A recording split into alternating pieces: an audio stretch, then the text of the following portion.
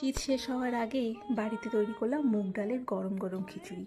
বেশ খানিকটা সোনা মুগ ডালকে ভালো মতন কড়াইয়ের মধ্যে ভেজে নিয়ে জল দিয়ে ভালো মতো ধুয়ে অল্প একটু সেদ্ধ করার জন্য রেখে দিলাম।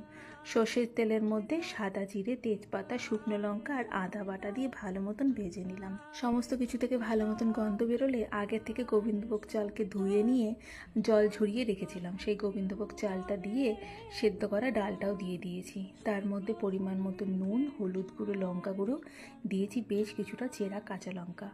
গরম জল দিয়ে সেদ্ধ যখন হয়ে যাওয়ার পথে তখন দিলাম একটা গোটা টমেটো আর বেশ খানিকটা কিশমিশ।